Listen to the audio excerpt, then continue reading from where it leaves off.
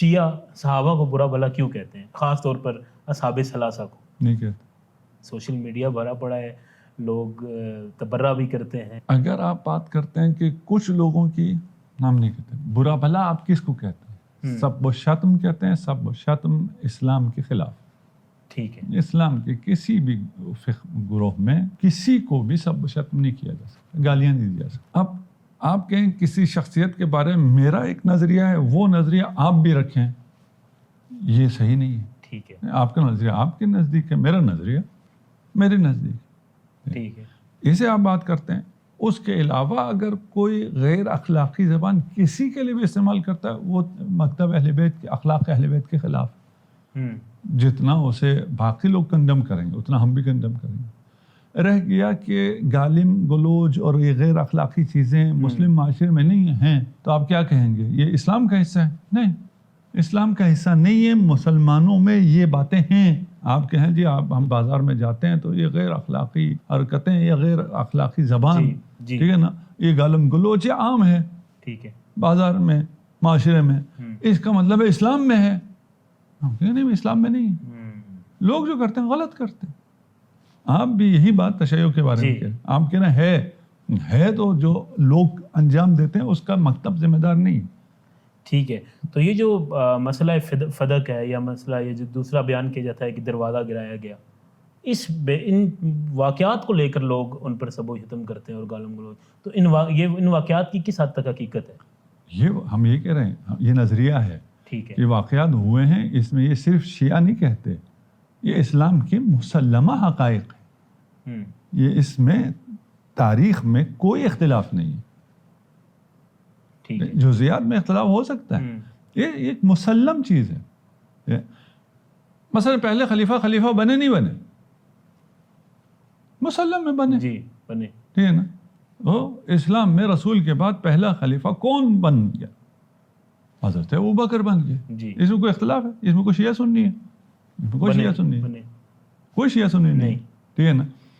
جناب سیدہ سے فدق لیا گیا، اس میں کوئی اختلاف ہے؟ کوئی اختلاف نہیں.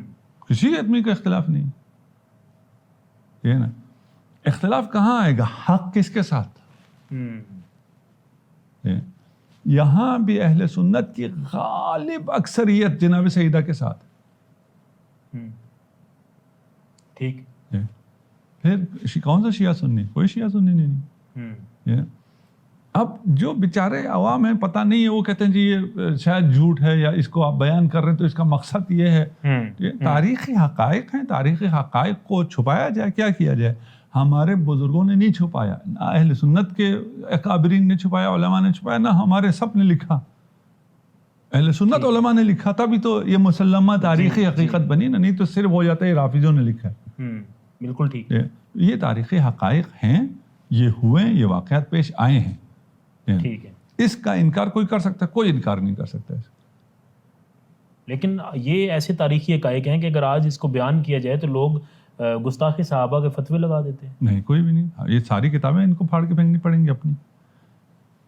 یہ دیکھیں، میں ابھی کہہ رہا ہوں فدق ہوا ہے. اگر اس پہ میں گستاخ ہوا ہوں تو مجھ سے پہلے وہ تمام علماء اہل سنت گستاخ ہوئے جنہوں نے یہ لکھا ہے. نہیں ہو سکتا. آج آپ جا کے کسی عالم اہل سنت سے پوچھیں فدق کا واقعہ ہوا تھا نہیں ہوا تھا، انکار نہیں کر سکتا. کوئی بھی انکار نہیں کر سکتا. کوئی بھی نہیں. کوئی جھوٹ بولے الگ مسئلہ، کوئی بھی نہیں کہہ سکتا کہ نہیں ہوا تھا. ہوا تھا. کیا وہ گستاخ ہو گیا؟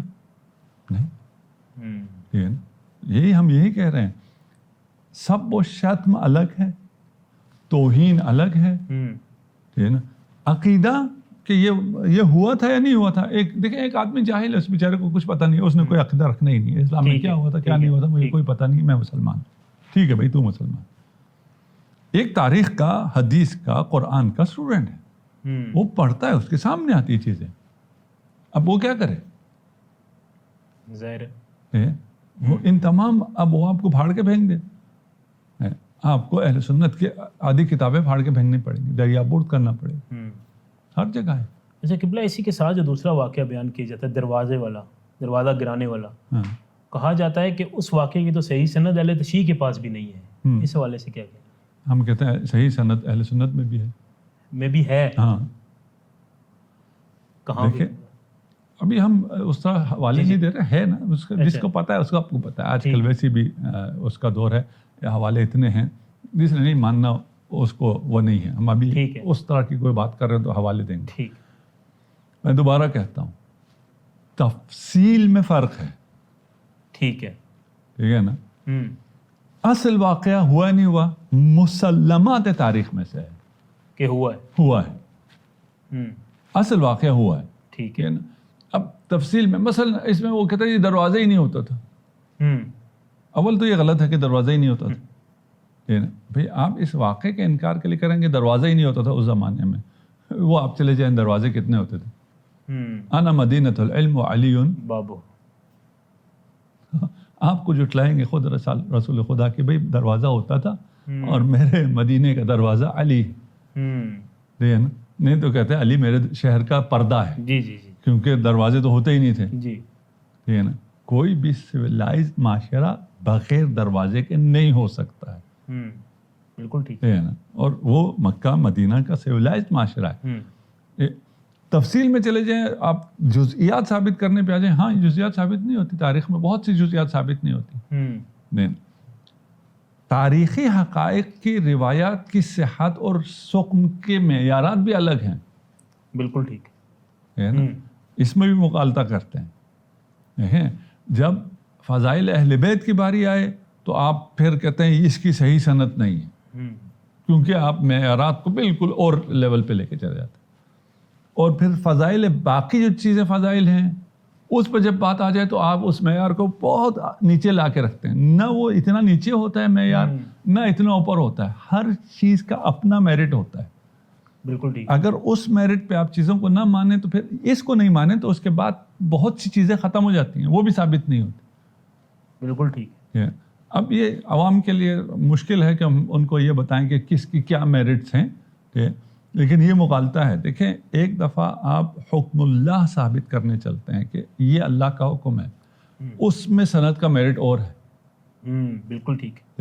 لیکن وہاں پھر علمی بحث ہے, وہاں سرے سے میرٹ نہیں ہے. وہاں آپ قیاس و استحسان بھی کرتے ہیں, اپنے خیال میں جو کچھ آتا ہے اسے بھی حکم اللہ کہہ دیتے ہیں. مکتب اہل بیت میں بہت سٹرک ہے, نہیں ہو سکتا جب تک یقینی نہ ہو, قسم نہ کھا سکیں یہ اللہ کا حکم ہے, تب تک آپ کوئی فتویٰ نہیں دے سکتے. بالکل ٹھیک. لیکن جب تاریخی حقائق میں آتا ہے تو وہ سٹرکنس, وہ میرٹ وہاں پہ نہیں ہوتا ہے. بالکل ٹھیک. یہ ایک واقعہ جس کی طرف آپ اشارہ کر رہے ہیں, ایک واقعہ ہے یہ جب بے تحاشا کتابوں میں ہے, تفسیر میں بھی ہے, تاریخ میں بھی ہے, حدیث میں بھی ہے, اور باقی سیرت میں بھی ہے.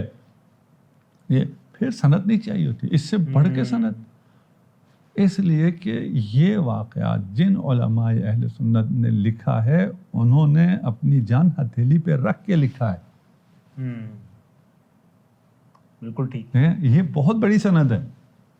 ہاں, اس سے بڑی کیا سند ہوگی. اگر مصنف ابن شیبہ نے لکھا ہے, ہاں لکھا ہے, ٹھیک ہے, اس ایک شخص نے ہتھیلی پہ جان رکھ کے لکھ دی اپنی کتاب میں, اس سے بڑی سند. اس کے پاس 1000 قسمیں کھانے کی جب تک کوئی دلیل نہ ہو وہ نہیں لکھ سکتا ہے اس سخت حالات میں. جی جی. آپ آج کہہ رہے ہیں نا آج نہیں بول سکتے, فتویٰ لگ جائے گا. جی جی جی. اس وقت تو فتویٰ کی ضرورت ہی نہیں تھی. اس وقت تو عدالتیں بھی تھیں اور وہ ایگزیکیوٹ کرنے والے بھی وہ جابر حکمران تھے بنی عباس کے, بنی امیہ کے. ان کے ہوتے ہوئے یہ چیزیں کیسے لکھی گئی؟ حق تھا اس لیے لکھی گئی, سچ تھا اس لیے لکھی گئی.